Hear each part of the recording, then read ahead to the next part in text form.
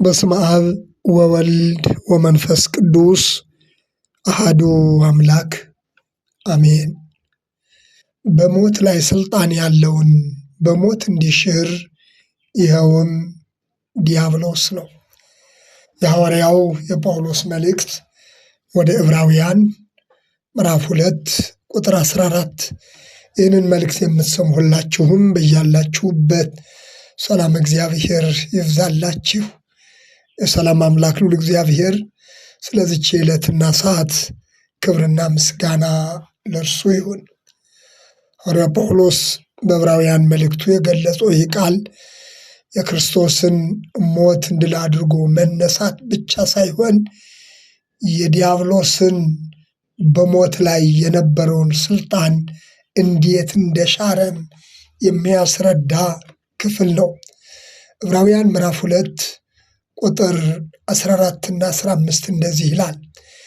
እንግዲህ ልጆቹ በሥጋና በደም ስለሚካፈሉ እርሱ ደግሞ በሞት ላይ ስልጣን ያለውን በሞት እንዲሽር ይኸውም ዲያብሎስ ነው።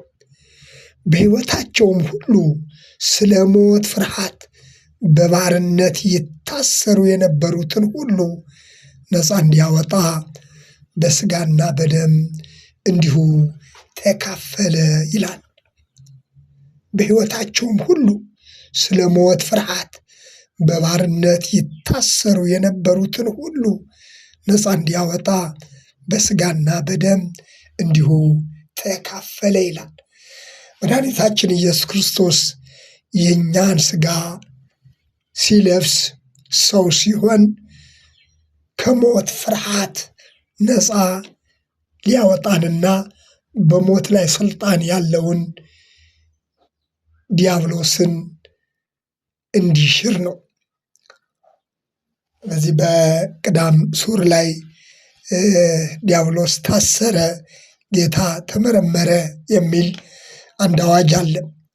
ዲያብሎስ በሰዎች ላይ የነበረበትን በሰው ልጆች ላይ የነበረውን የሞትና የኃጢአት ሁሉ ስልጣን በክርስቶስ ሞት በክርስቶስ ስራ ዲያብሎስና ስራው እንዴት እንደፈረሰ የሚያስረዳ ነው።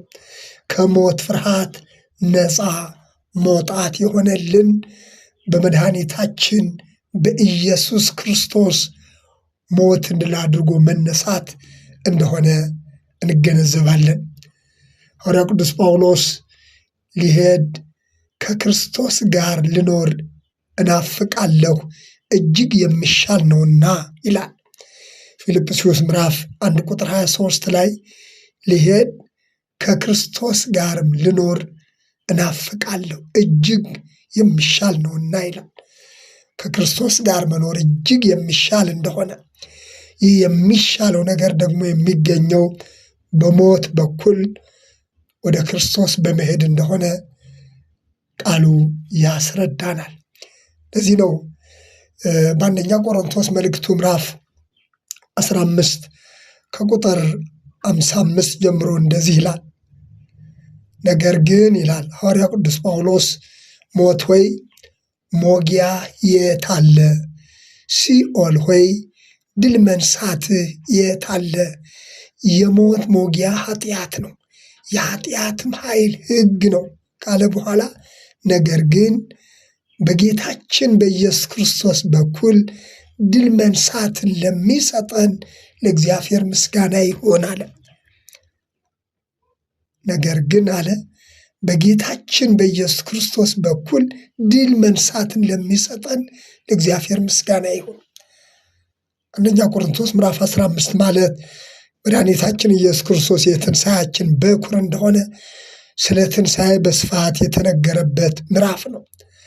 ስለዚህ መድኃኒታችን የኢየሱስ ክርስቶስ ትንሣኤ ለእኛም ትንሣኤያችን እንደሆነ፣ ሞትን ድል የምንነሳበት ኃጢአት ድል የተነሳበት እንደሆነ ሐዋርያ ቅዱስ ጳውሎስ በዚህ በአንደኛ ቆሮንቶስ ምዕራፍ 15 ላይ ይህንን ይገልጻል።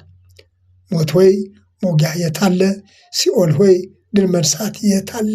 የሞት ሞጊያ ኃጢአት ነው፣ የኃጢአትም ኃይል ሕግ ነው ካለ በኋላ ነገር ግን ድል መንሳትን በጌታችን በኢየሱስ ክርስቶስ በኩል ድል መንሳትን ለሚሰጠን ለእግዚአብሔር ምስጋና ይሁን ይላል።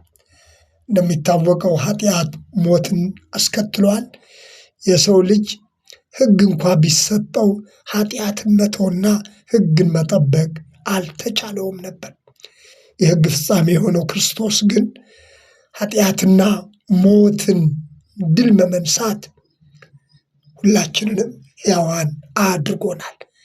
የትንሣኤው ባለቤቶች አድርጎናል። መቃብር ባለባቸው አካባቢዎች ስንዘዋወር በመቃብር ላይ የተጻፉ ጽሑፎችን እያነበብን በትዝታና በሐዘን ተውጠን ያለውን አስፈሪ የሆነውን የሞት ድባብ እናስብ ይሆናል።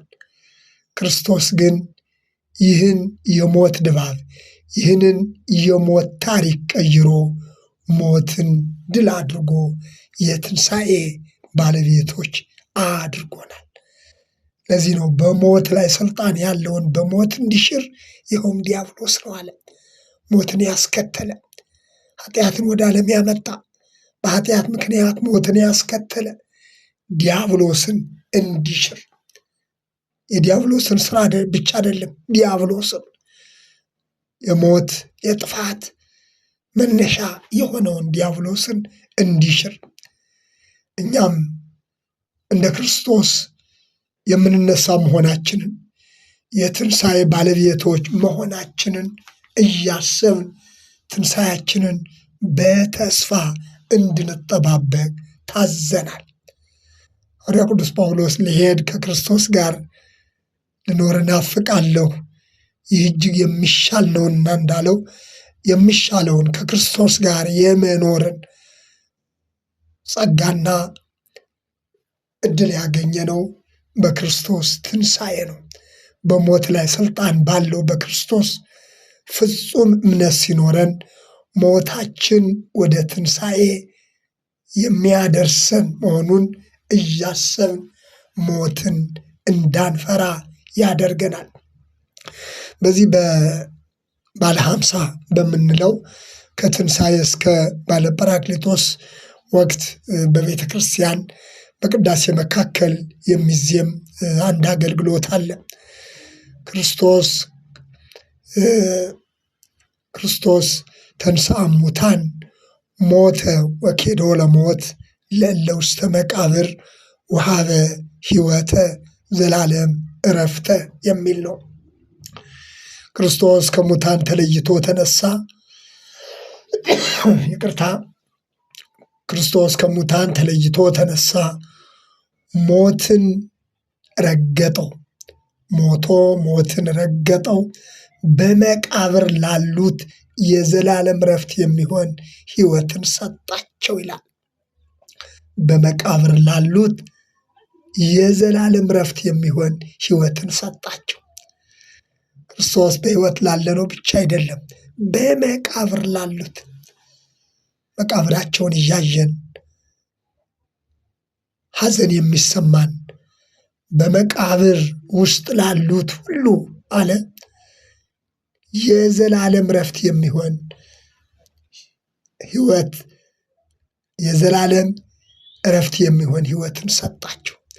በመቃብር ውስጥ ሆነው የዘላለም ዕረፍት የሚሆን ሕይወትን ያገኙ ናቸው።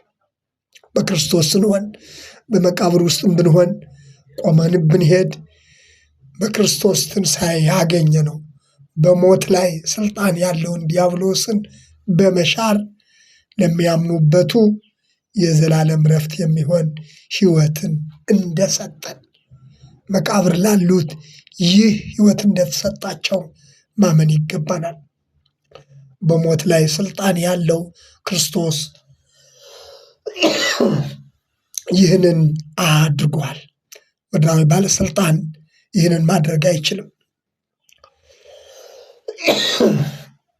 የክርስቶስ ስልጣን ግን ለሙታን ሕይወትን የሚሰጥ ነው።